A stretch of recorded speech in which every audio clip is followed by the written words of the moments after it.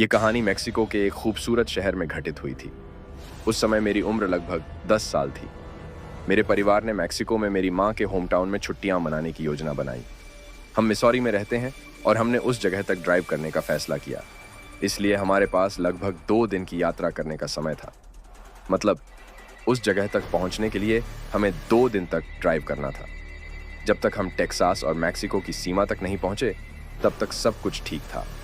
हमने देखा कि माँ सो रही है और ऐसा लग रहा था जैसे वह बुरा सपना देख रही हो। वह चिल्लाने लगी, नहीं नहीं, मुझे मत छुओ, मेरे परिवार को अकेला छोड़ दो। फिर वह जाग गई। हमने उनसे पूछा कि क्या हुआ। उन्होंने कहा कि उन्होंने सपना देखा। उन्होंने देखा कि जैसे ही हम सीमा पार कर रहे थे, मैक्सिको की सभी मरी आत्माएं कार को घेरने लगीं और उन आत्माओं ने मेरी माँ और हम सभी लोगों को अपने हाथों में जकदीच लिया और कार को घेर लिया। माँ ने कहा कि वे सैकड़ों आत्माएं थीं और वे हमें अंदर आने से रोकने की कोशिश कर रही थी। अजीब बात यह थी कि वह बॉर्डर पर होने के बारे में सपना देख रही थी, पर वास्तव में हम बॉर्डर पर ही थे। उन्हें यह कैसे पता, वो तो सो रही थी। लगभग 8 घंटे बाद हम उनके होम टाउन एरियो डे रेयन, मिचोआकान, मेक्सिको में पहुंच गए थे। मुझे उस यात्रा के बारे में बहुत कुछ याद नहीं है, लेकिन मुझे वह दिन याद है कि जिस दिन हम जंगल में टहलने गए थे, वह एक सामान्य दिन था और मैंने और मेरे भाई और बहनों ने फैसला किया कि हमें कुछ नहीं करना है। दोपहर का खाना बनाने के लिए सभी बुजुर्ग इकट्ठे हुए। जब तक हम टेक्सास और मैक्सिको की सीमा तक नहीं पहुंचे, तब तक सब कुछ ठीक था। हमने देखा कि माँ सो रही है और ऐसा लग रहा था जैसे वह बुरा सपना देख रही हो। वह चिल्लाने लगी, नहीं नहीं, मुझे मत छुओ, मेरे परिवार को अकेला छोड़ दो। फिर वह जाग गई। हमने उनसे पूछा कि क्या हुआ। उन्होंने कहा कि उन्होंने सपना देखा। उन्होंने देखा कि जैसे ही हम सीमा पार कर रहे थे, मैक्सिको की सभी मरी आत्माएं कार को घेरने लगीं और उन आत्माओं ने मेरी माँ और हम सभी लोगों को अपने हाथों में जकड़ा लिया और कार को घेर लिया। माँ ने कहा कि वे सैकड़ों आत्माएं थीं और वे हमें अंदर आने से रोकने की कोशिश कर रही थी। अजीब बात यह थी कि वह बॉर्डर पर होने के बारे में सपना देख रही थी, पर वास्तव में हम बॉर्डर पर ही थे। उन्हें यह कैसे पता, वो तो सो रही थी। लगभग 8 घंटे बाद हम उनके होम टाउन एरियो डे रेयन, मिचोआकान, मेक्सिको में पहुंच गए थे। मुझे उस यात्रा के बारे में बहुत कुछ याद नहीं है, लेकिन मुझे वह दिन याद है कि जिस दिन हम जंगल में टहलने गए थे, वह एक सामान्य दिन था और मैंने और मेरे भाई और बहनों ने फैसला किया कि हमें कुछ नहीं करना है। दोपहर का खाना बनाने के लिए सभी बुजुर्ग इकट्ठे हुए।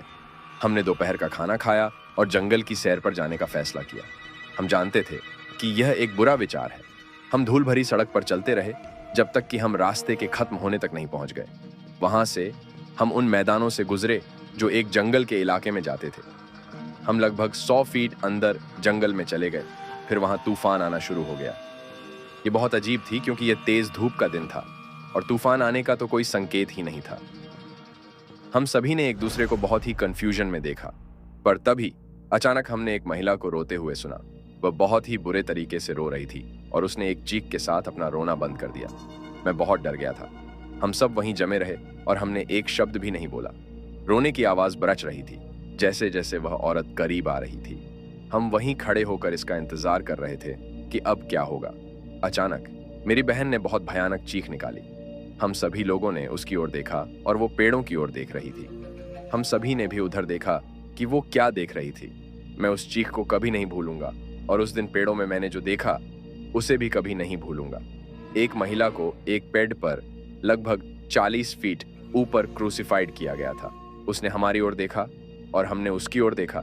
उसने एक फीके कलर की काली फटी हुई पोशाक पहन रखी थी।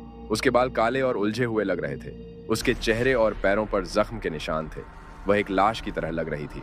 कुछ सेकंड्स चिल्लाने और रोने के बाद हमने जंगल से बाहर निकलना शुरू किया। हमने पीछे मुड़कर देखा और वह औरत वहां नहीं थी, लेकिन हम भागते रहे। जैसे ही हम मैदानों तक पहुंचे, हमने देखा कि अब ज्यादा बारिश नहीं हो रही थी। हमने दौड़ना बंद कर दिया।